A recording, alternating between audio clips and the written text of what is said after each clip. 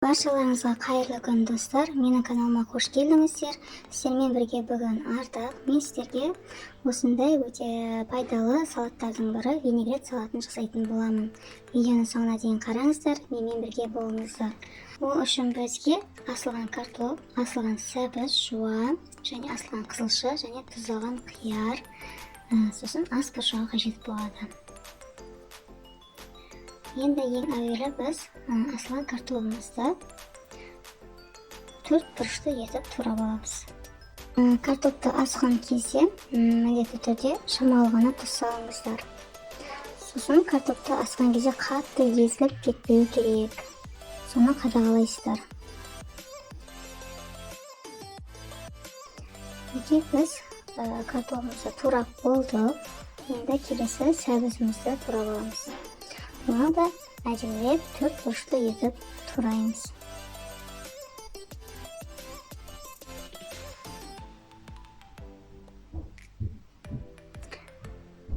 Сәбізіміз дайын, енді оны тағы да ыдысымызға саламыз.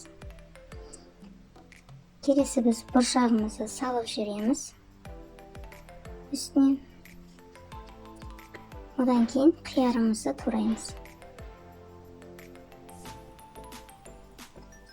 Оны да майдалап, кубик етіп, 4 бұрышты етіп тураймыз.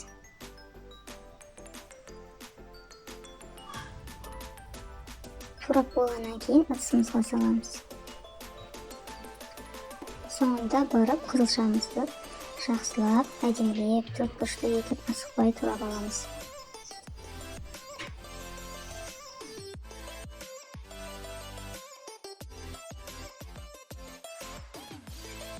Міне біздің қызылшамызды дайын болды. Енді оны барлығын ыдысымызға саламыз. Соңында жуамызды майдалап турап аламыз.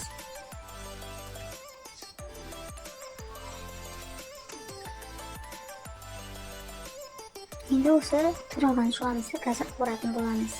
Қызып тұрған тапанымызға майымызды құямыз және майды жақсылап қыздырамыз. Қызған майдың үстіне жуамызды салып араластырамыз. Жуамызды сары түс болғанша қуыруымыз керек. Бізге сарғыш түс жуа қажет. Шамалы ғана тұз саламыз. Сосын сарғайғанша араластырамыз. Мінекей біздің жуамыз дайын болды.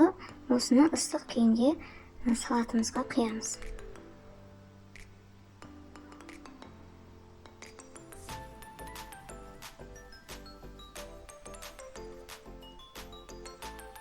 Енді салатымызды жақсылап араластырамыз.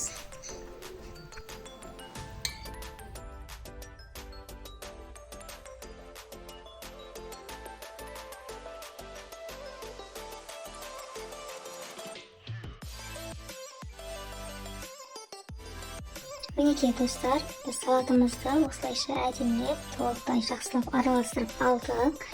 Енді осы салатымызды ыдысымызға саламыз. Ең әуелі осындай сапары кесеге салаттарымды салып алдым. Нығыздап саласыздар, басып-басып.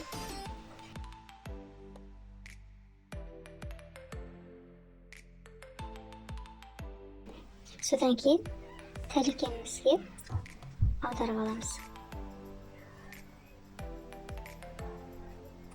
Түсіп қалған жерлерін лопатканың көмегімен әдемілеп тегістеп жібереміз.